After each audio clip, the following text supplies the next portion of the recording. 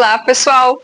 É com grande alegria que lançamos no Lutz Global, neste Dia Mundial do Meio Ambiente de 2026, o documentário DDA, Dose Diária Aceitável, o veneno nosso de cada dia. Dirigido por Frederico Fulgraf em 1985, o filme trata do tema dos agrotóxicos no contexto dos anos 1980. Para as empresas que produzem os agrotóxicos, existiria uma dose de venenos que os nossos corpos teriam condições de suportar.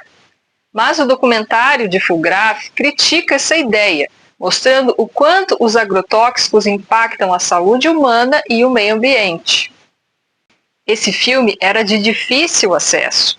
Não está disponível no YouTube, em nenhum site, nenhum acervo virtual, e demandou um esforço intenso da nossa equipe para conseguir uma cópia e disponibilizá-la aqui.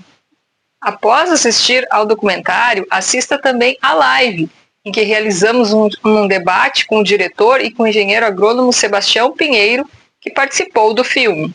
Na live, vamos contar como foi que conseguimos recuperar este filme, um pouco sobre a história da sua produção, sua importância também para o contexto de hoje, em que o Brasil é o maior consumidor de agrotóxicos do mundo.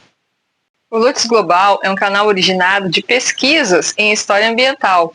Convido você a se inscrever e compartilhar nossos vídeos. Nos ajude a driblar o algoritmo e chegar em mais pessoas. Agora vamos ao filme.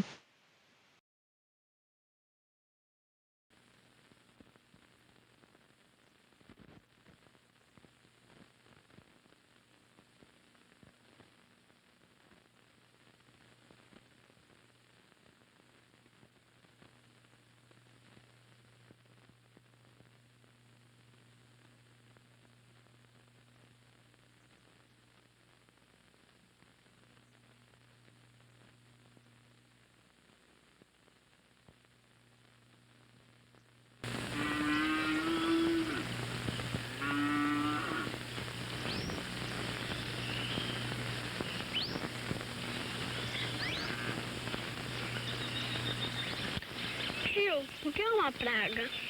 Quando a gente é criança, a gente pensa que pode prender o mundo inteiro dentro de um vidro de compota. Um gafanhoto sozinho não faz a festa. Mas o bicho é que nem nós. A união deles é a força que destrói a sua plantação. Guerra que produz fome, compadre. E você não vai querer ver essa criançada sadia com fome. Vai, compadre. Então, trate de se proteger. Contra-ataque com DDA Mata Tudo. DDA.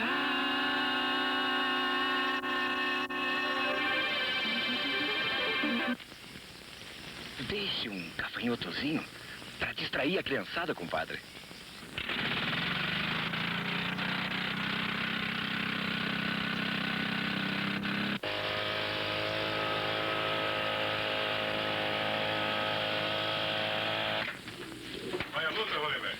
Oi. É uma luta, vamos... Guerra contra as pragas? Contra as pragas, acabar com os bichinhos.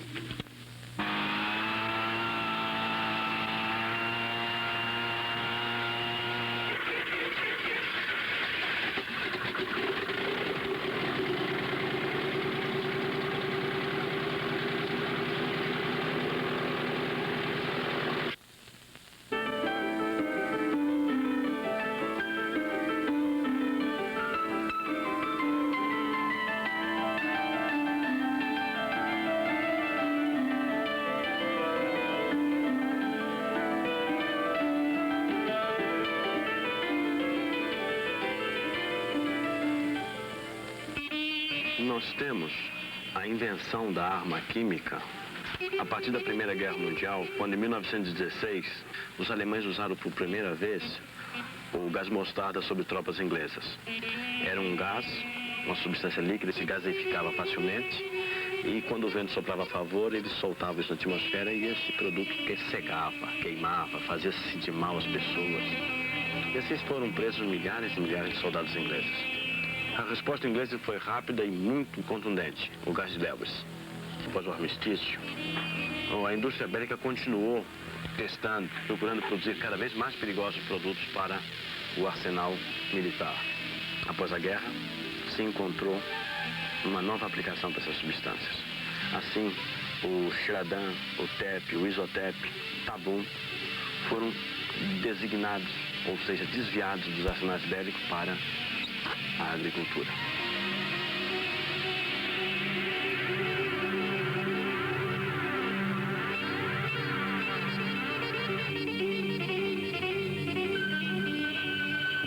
Após a Segunda Guerra Mundial, se procurou diminuir o custo de investigação bélica através da agricultura, ou seja, a agricultura passou a subsidiar a pesquisa bélica mundial.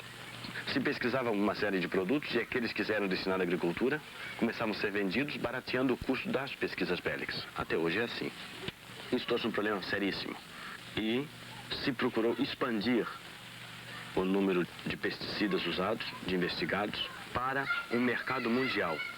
O Exim Bank, o Banco Mundial, tinha interesse em incrementar aceleradamente o consumo por todos os países do mundo dessas substâncias. Assim veio uma operação patrocinada pelo Banco Mundial, que era uma frase chamada "Há fome no mundo", existe fome no mundo. E baseado nessa fome, todos os governantes, todos os povos do mundo foram levados a um engodo.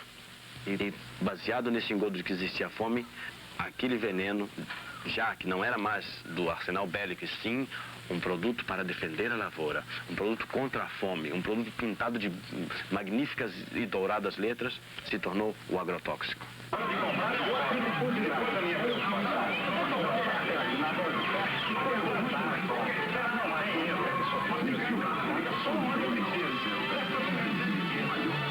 Os agrotóxicos usados, venenos usados na agricultura, nós podemos separar eles em pequenos grupos.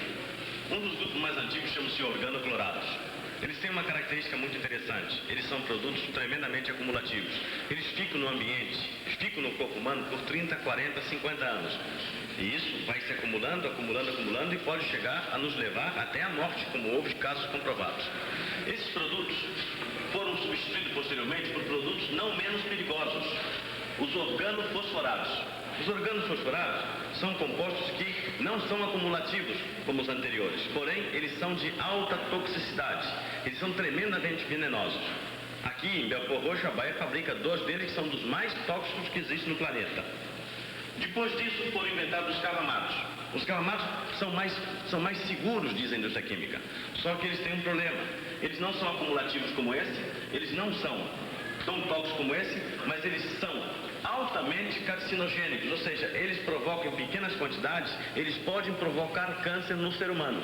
Podem provocar câncer. Então, dentro dessa realidade, vocês veem que veneno é veneno. O que ocorre hoje quando existe uma crise? Existe uma crise, o agricultor também está dentro dessa crise. Então ele vai no supermercado, lado de veneno, comprar o veneno. Então ele procura o mais barato. Geralmente os mais baratos são esses, proibidos em todos os países do mundo. O senhor sabe o que é DDA? Descarte direta da abertura, alguma coisa assim, né? A senhora sabe o que é DDA? DDA. Não sei, tem que pensar ainda no assunto. Pensar no assunto? O que é o DDA? Eu também não sei. Ah, bom, você está perguntando, devia saber o que é. Não, eu estou perguntando. O senhor sabe o que é DDA? É o quê? DDA. DDA, não sei. Não?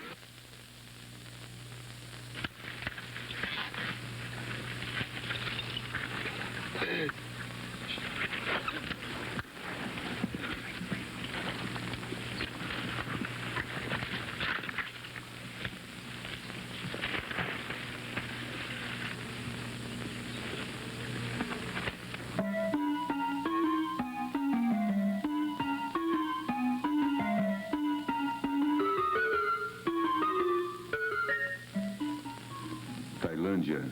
Expulsos de suas terras em vários pontos do Brasil, milhares de agricultores esperavam encontrar na encantada Amazônia seu último refúgio, como aqui, a 500 quilômetros ao sul de Belém do Pará. Mas enganaram-se. A escolha do nome exótico deste vilarejo foi o prenúncio da desgraça. Ironia da história, a Tailândia do Sudeste Asiático fora a maior base logística dos Estados Unidos durante a Guerra do Vietnã. Nesta guerra, o exército invasor norte-americano despejou 45 milhões de litros do desfolhante agente laranja sobre florestas e arrozais vietnamitas. Após os operativos militares, o número de crianças natimortas aumentou em 50 vezes. Ainda no Vietnã, a guerra alastrou-se à Tailândia brasileira, onde em 1981 e 1982 foram pulverizados os agentes laranja e pentaclorofenol ao longo da linha de transmissão da hidrelétrica de Tucuruí. 2 anos mais tarde, tratores da Eletronorte se esforçam em remover 40 centímetros do solo contaminado, onde foi iniciada a tragédia relatada pelos sobreviventes.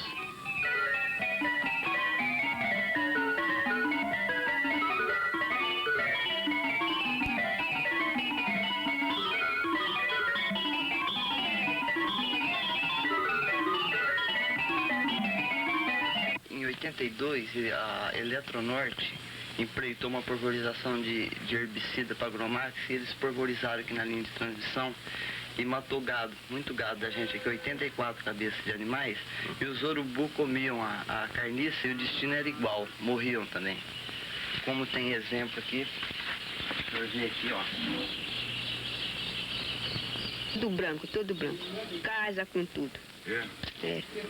Aquele mesmo, de lá eles botavam para o lado daqui, né? E aqui o vento saiu, trazia, fazia mesmo que ser uma nuvem quando estava chovendo. Quando estava assim, librinando, sabe? Pois é assim, ficava aqui, todo branco. E depois disso nós caímos doentes. Nós tudo, não foi só um não. O que deu tudo de uma vez. Como é que sentiu? Febre? O que que é? Febre, dor de cabeça, uma tonteira. E ficava, parece que quase doido. Uma dor de cabeça que é quase para correr doido. Nós tudo, não era só eu, não era só eu não, era tudo.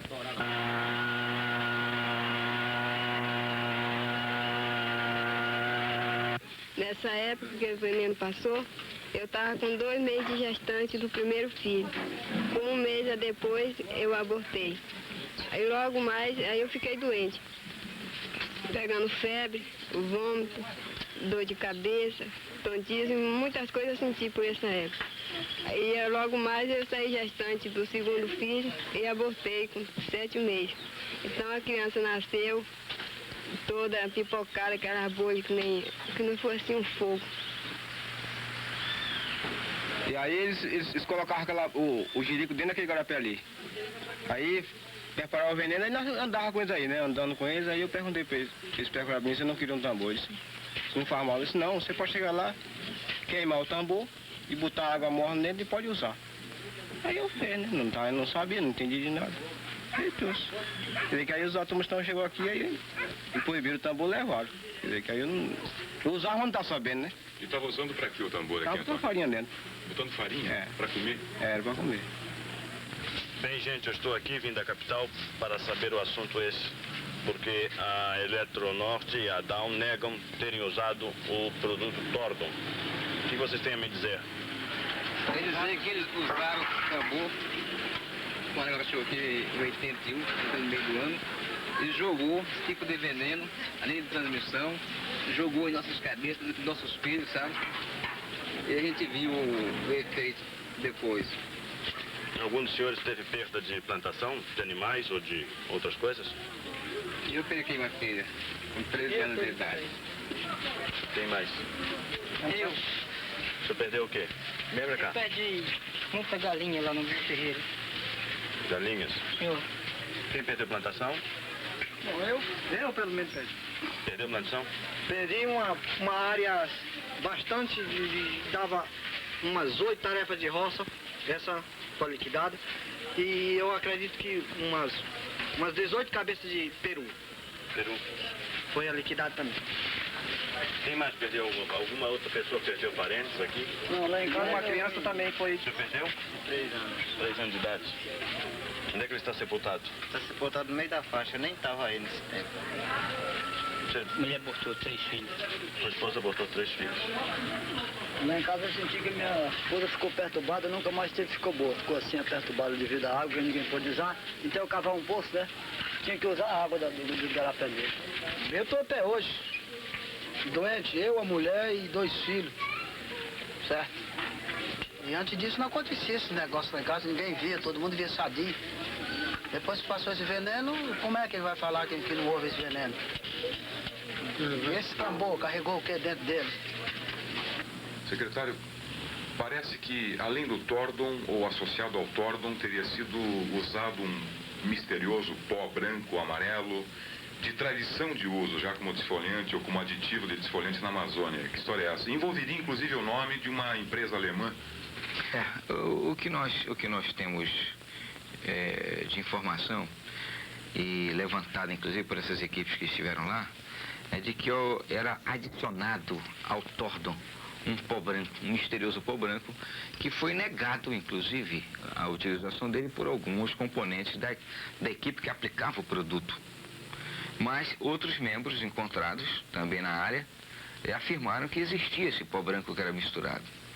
Bem, levantando hipóteses e consultando pessoas a respeito do que é que poderia ser o pó branco, nós tínhamos a informação de um revendedor da Bayer de que provavelmente o pó branco existente e que foi aplicado foi saldidiuron, um produto que tradicionalmente era usado aqui na região, sempre foi usado na região, misturado justamente com o Tordon, com a finalidade de matar, como pré-emergente, de matar as sementes e esterilizar o solo por 2 anos.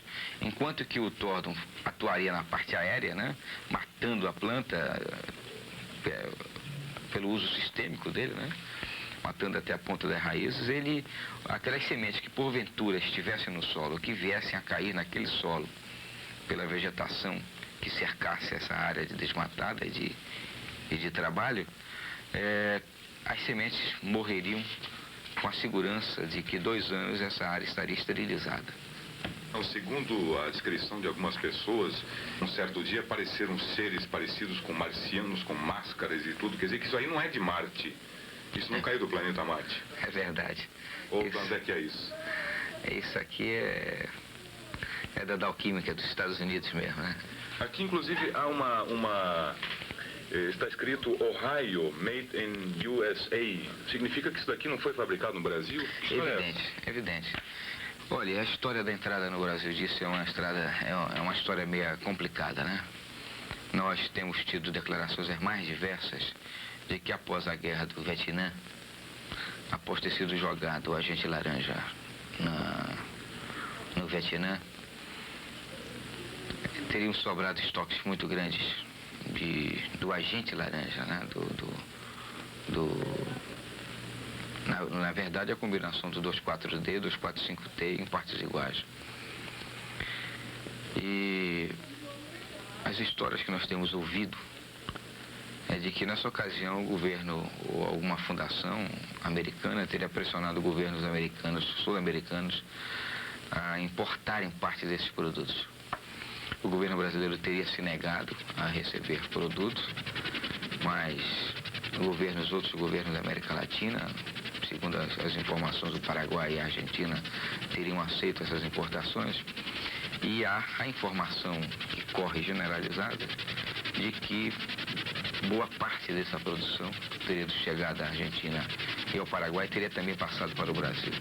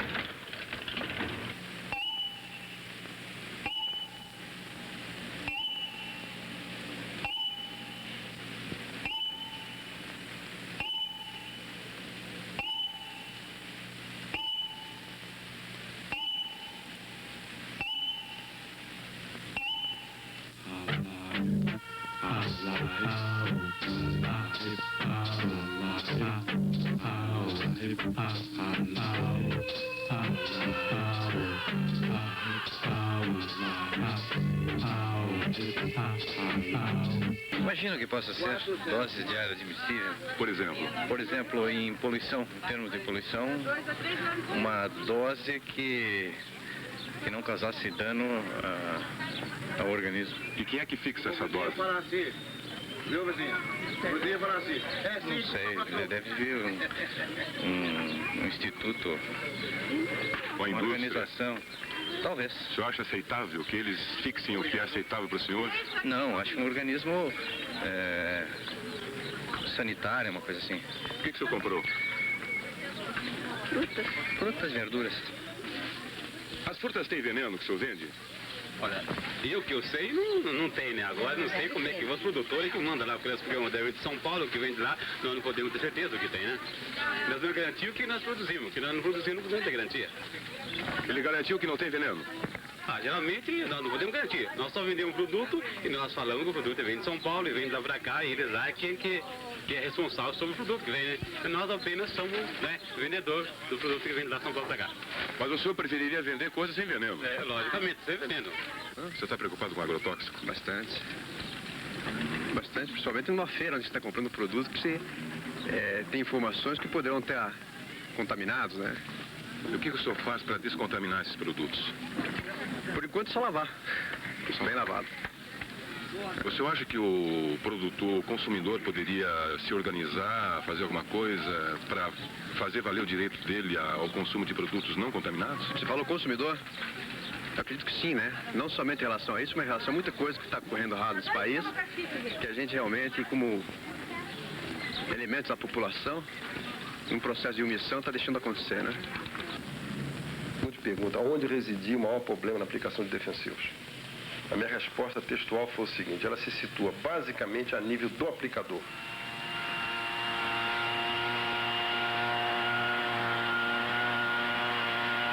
O que aconteceu no Brasil é simples de explicar. Nós temos uma agricultura hoje empresarial, que foi necessária se desenvolver nos últimos 10 anos para gerar lucros, para gerar divisas, para que pudéssemos continuar a importar energia, para manter o país em atividade. A grande verdade é o contrário.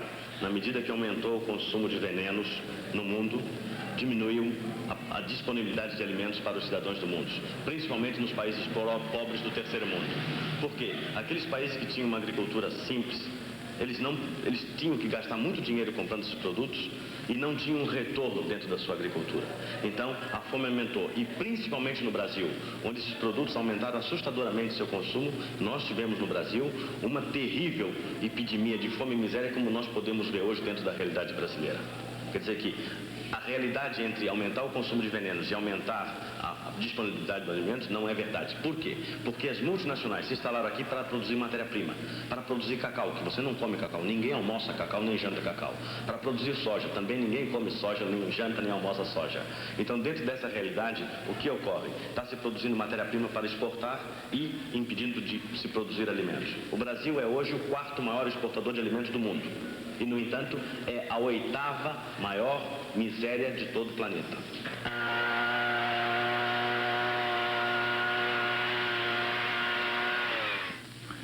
Se o perigo da intoxicação está localizado apenas no aplicador, que garantias a indústria de agrotóxicos oferece à saúde do consumidor?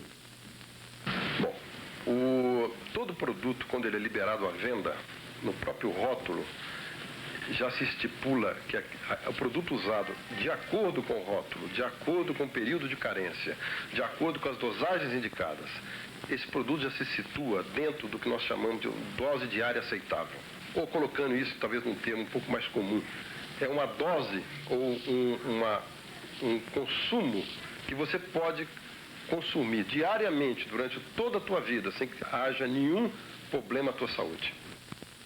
Agora perguntamos ao geneticista gaúcho, professor Flávio Leogói, que história é esta da dose diária aceitável, que ninguém sabe responder, mas que todo mundo sofre?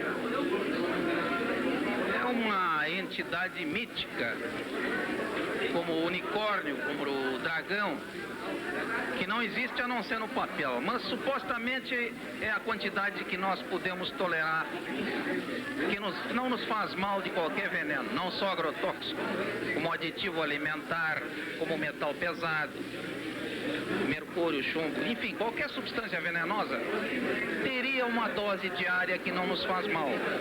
Mas a verdade é que é uma entidade que não existe, pela simples razão que não se pode medir a quantidade que as pessoas ingerem. E o pior de tudo, estamos transmitindo às gerações futuras defeitos genéticos que só vão aparecer depois de 2 ou 3 gerações, irresponsavelmente e, sobretudo, sem outra finalidade que não seja dar lucro a algumas empresas transnacionais que nos vendem esses venenos e passam para os nossos alimentos, para o ar, para a água. Então, realmente o DDA, se não fosse trágico, seria uma boa piada.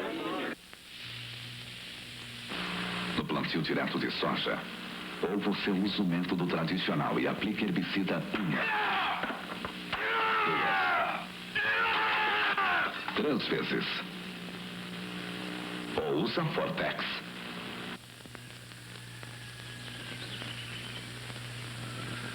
Sim, eu não senti, acho que eu me senti muito mal. Porque cedo quando eu levantava, eu já sentia aquele mau cheiro do veneno. E a porta da casa era tudo virada para a porta da tuia, sabe? E era o dia inteirinho aquele vento. Conforme vinha, aquele vento vinha, eu sentia tudo aquele mau cheiro daquele veneno. E eu tinha vontade, assim, vontade de mudar, assim, eu descarregasse aquele veneno assim, naquela tuia. Mas o mau cheiro era demais.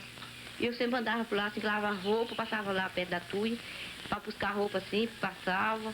E o dia inteiro, assim, tinha dia que eu não podia nem comer. Eu trabalhava para o japonês, né? Assim, de empregado. E ele plantou a roça, ficou assim, uma curva muito grande, né? De algodão. Ele falou assim, você planta aquela curva de algodão? Pra mim. Aí eu plantei assim, risquei com enxada e semeei com a mão, assim, aquela semente roxa. E aquele veneno vinha assim na minha nariz, assim, mas eu nem... Pra mim não fazia mal nenhum. Mas eu nunca nem pensei que eu ia me sentir mal, assim. Sair, sabe, com a criança com defeito. O doutor Armando acha, assim, que diz que é mal de veneno. É, muita calça está aparecendo lá, ele tá achando que é de veneno. E o Matheus foi o primeiro, nasceu assim. E tem hora que eu pensava assim, eu falava assim, por que só nasce, parece que criança defeituosa só aqui na região de Santa Cecília de Santa Bárbara? Eu ficava pensando, será que, não sei, por causa que será que nasce as crianças defeituosas? Porque sempre aparece criança defeituosa lá. Pode ser do veneno.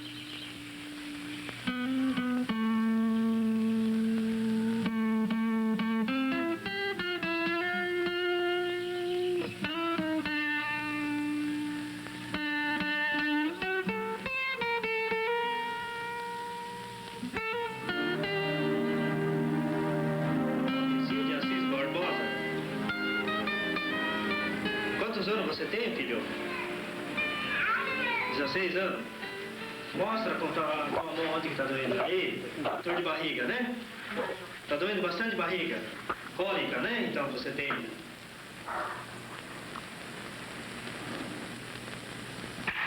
Santa Cecília do Pavão. Com a expansão do mercado algodoeiro internacional, Santa Cecília foi integrada à aldeia global da indústria química. Hoje, a pequena cidade é palco dos graves efeitos causados pelos agrotóxicos no terceiro mundo. Os lucros do patronato rural e da indústria química crescem. E na entre-safra, os hospitais da região recebem semanalmente até 50 trabalhadores intoxicados. A maioria leva sequelas para o resto de suas vidas. Quando você foi ao médico, Devaneiro, o que você sentia? Muita dor na espinha, dor na bexiga.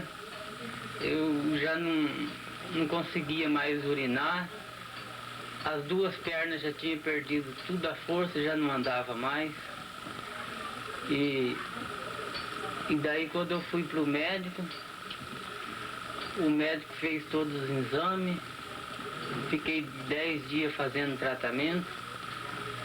Aí no dia da alta que eu tive, ele avisou eu que o problema meu era um problema na medula, medular, né? Mas causado por veneno de algodão. Até ele disse que ou era Andrinho, Azudrinho ou Andreque. É veneno forte isso? É muito forte. E daí ele avisou, se eu conseguisse ficar são como era, Não era para mim nem nunca entrar numa lavoura de algodão, que era perigoso, ou voltar à paralisia de novo, ou até morrer no meio da roça. Nós estivemos filmando esse menino, o Devanir, não consegue andar. Não, ele apareceu aqui já com um quadro neurológico tardio, típico de uma intoxicação por agrotóxico. Então ele apresenta no momento uma neurite, uma paraplegia e falta de transmissão nervosa central. Mas como que o agrotóxico proporciona, causa isso? Isso aí é uma questão de agressão ao sistema nervoso central que é comum no organoclorado, que é utilizado nessa região de Santa Cecília.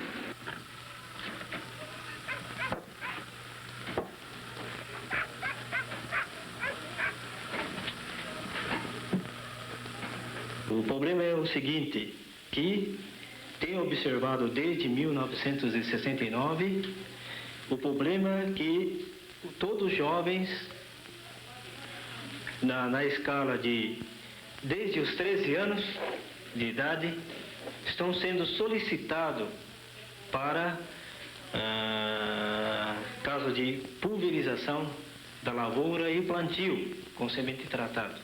Isso tem acontecido bastante casos graves, sabendo desde o instante que os agrotóxicos organoclorados são cumulativos no tecido adiposo, provocando série de distúrbios futuros que nós não conseguimos prever ainda. E certamente nesses 10 anos já destruímos uma geração e estamos prestes a destruir uma nova geração.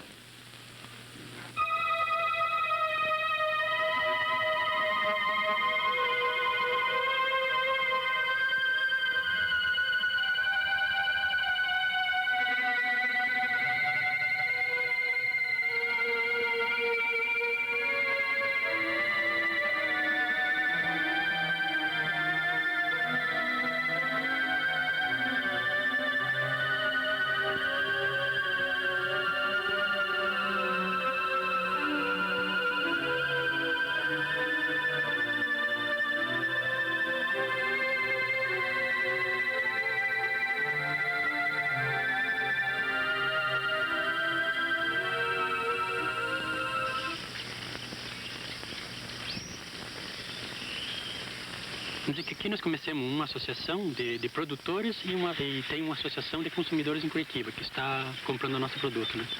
Então nós começamos a produzir esse produto isento de insumos, né? E estamos comercializando direto lá. Seu Daniel, por que o senhor não usa agrotóxicos na sua plantação? Em primeiro lugar, por causa que ela está muito cara, né? E em segundo lugar, por causa da saúde, que eu achei que não era necessário usar agrotóxico. O senhor usava agrotóxico? Usava, sim. E quais foram os resultados que o senhor alcançou a nível de produtividade na sua plantação? O agrotóxico ajudou, aumentou a produtividade? Qual foi a vantagem que o senhor teve? Dizer que assim mesmo usando agrotóxico, eu não tinha uma produção isenta por exemplo, de pragas, né? Então eu achei melhor partir para um outro tipo para ver se a gente conseguiria alguma coisa. Por exemplo, o biodigestor, ele produz o biofertilizante que eu passo na lavoura daí. Depois que passa o biofertilizante, daí eu passo mais o fosfato de rocha e mais o calcário, e esses seriam os adubos, né? O resultado está sendo excelente, né? E as pragas? Não chegam? Não, as pragas, eu aqui descobri que a praga, desde que a gente tem um equilíbrio ecológico certo, a praga não é praga, né? Ela, vamos dizer, uma controla a outra. E quais são as condições para que haja equilíbrio ecológico? Tem que deixar reserva florestal, né? E fazer rotação de cultura. E também plantar muitas culturas associadas, né? Que não seria uma cultura só. Ele estimula o desenvolvimento das pragas, né? E é isso que eu tenho feito aqui. E eu acho que é válido também para as grandes fazendas, né? Eles podem fazer um controle biológico. E o vizinho usando veneno, como é que fica isso? Eu acho que aqui não funciona, né? Para ele funcionar, a comunidade toda tem que aderir para esse tipo de biodinâmica, né? Uma outra afirmação que é feita de que a agricultura biodinâmica ainda não é uma agricultura testada suficientemente e não é nada rentável, não dá para viver disso. O que o senhor diz? Eu acho o contrário. Eu acho que ela é mais rentável do que a química. Por quê? Porque é muito mais econômico, porque tudo que a gente faz aqui, a gente tem na propriedade, né? Por exemplo, o que a gente precisa, o mais gasta é no composto, né? O composto é uma coisa que não custa nada, né? É muito barato. Sr. Daniel, como é que reagem os agricultores que não trabalham com a biodinâmica? Eu digo para eles que eles têm de testar e acreditar na biodinâmica, né? Porque a partir da hora que a gente acredita naquilo e não se apavora, por exemplo, quando vem uma praga e quer matar aquela praga, né? Ele automaticamente ele fica equilibrado de novo.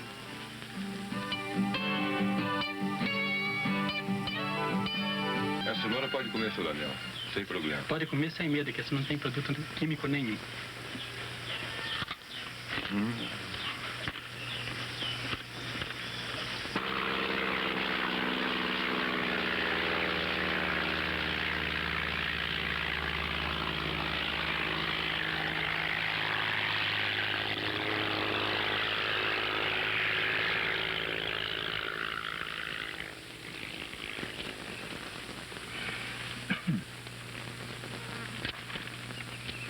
É o crânio da criança, ainda recoberto de lanugem.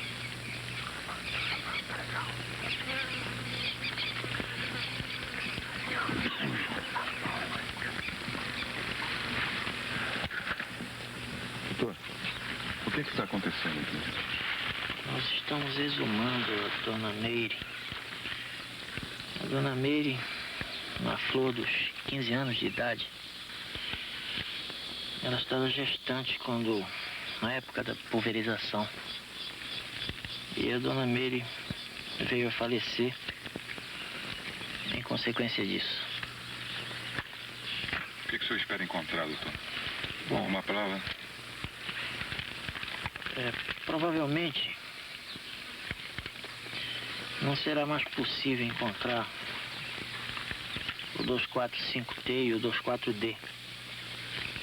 Mas, no momento em que a circulação para, no momento da morte, os vasos intraósseos, eles, ao paralisar a circulação, eles mantêm a substância.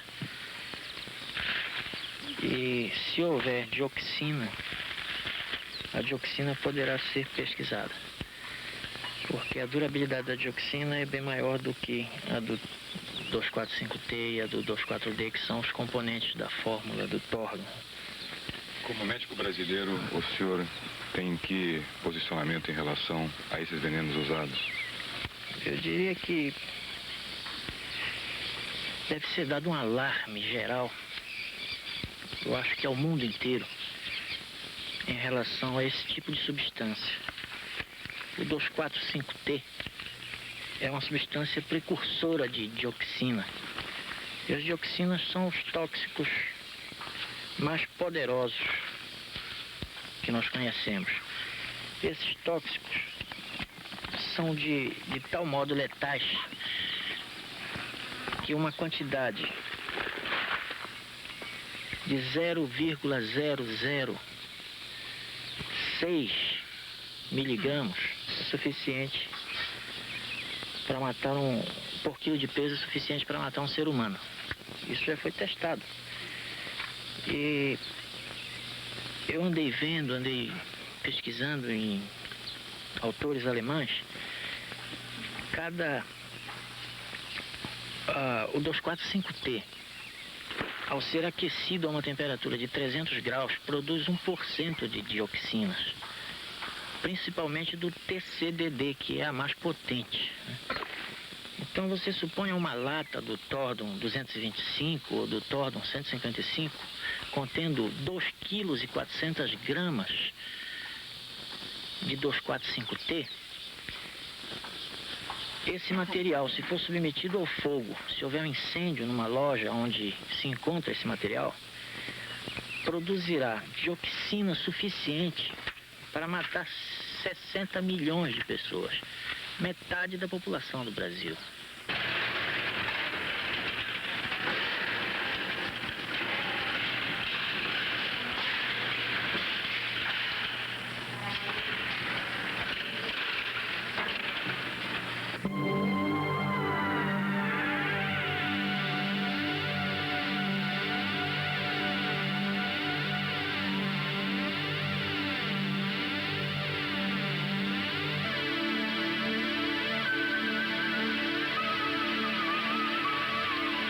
Rio de Janeiro, 14 de maio de 1984, a assessoria de comunicação da Bayer do Brasil, Sociedade Anônima. Prezados senhores, na qualidade de produtor cinematográfico, vimos gentilmente solicitar, primeiro, a entrevista filmada com o diretor-presidente da empresa sobre o projeto MDI em Belfor Roxo e as perspectivas de mercado da empresa no Brasil, focalizando o impacto causado pelas recentes leis estaduais de defensivos agrícolas. Segundo, filmagem na companhia de funcionário da empresa.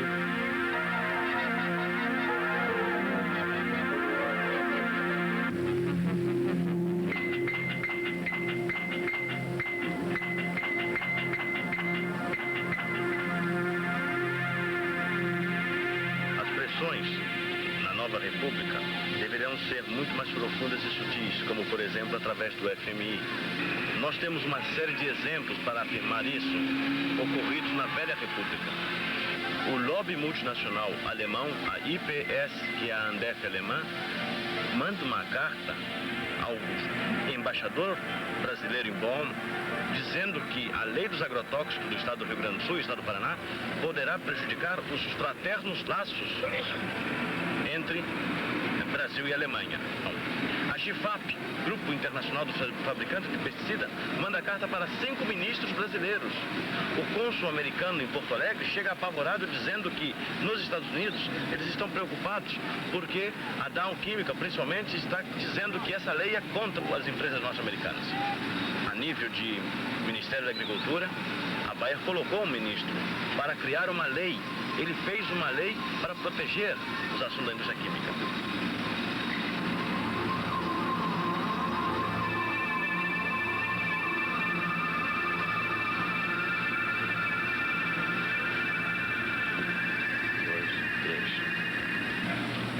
Nós estamos aqui, nessa paisagem aparentemente tranquila, perante uma das mais antigas fábricas de agrotóxicos da América Latina. Aqui se sintetizam fosforados. Essa é a fábrica da Bayer. Nessa paisagem tranquila, nós temos aqui uma verdadeira bomba atômica. Aqui nessa fábrica se trabalha com as mesmas matérias-primas que Bhopal, na Índia. Aqui se trabalha com gás da Índia, o isocianato. Aqui se trabalha com fogênio. Fogênio responsável por 80% das mortes por gás na Primeira Guerra Mundial. Os países do primeiro mundo têm uma preocupação em transferir para o terceiro mundo essas fábricas tremendamente perigosas, como foi o caso da Índia, como é o caso do Brasil. Toda essa situação que nós temos aqui, apesar de ter esse complexo industrial, é uma das zonas de maior miséria. É uma das zonas mais densamente populadas do Brasil e está a poucos quilômetros da cidade do Rio de Janeiro. Seria uma catástrofe... Não pode. Não pode. Nós temos uma autorização do Dr. Scheffer. Nós temos uma autorização do Dr. Scheffer. Não, o Dr. Scheffer disse que nós avisamos ontem. Não, por favor. O Dr. Scheffer disse que nós poderíamos filmar da rua. Não fala coisa dessa. Vocês vão estragar meu dia, vão botar meu pessoal na rua sem necessidade. Não, mas não, vocês vão fazer isso. Esse material, olha, esse material... Nós temos uma ordem que é proibido. Então, se você recebe uma ordem de um maior teu, você vai cumprir essa ordem. Então, o porquê, eles sabem. Então, vocês não sabem o porquê. Porque vocês sabem que é melhor vocês entrar em contato com eles, que aí vocês vão ficar bem mais informados.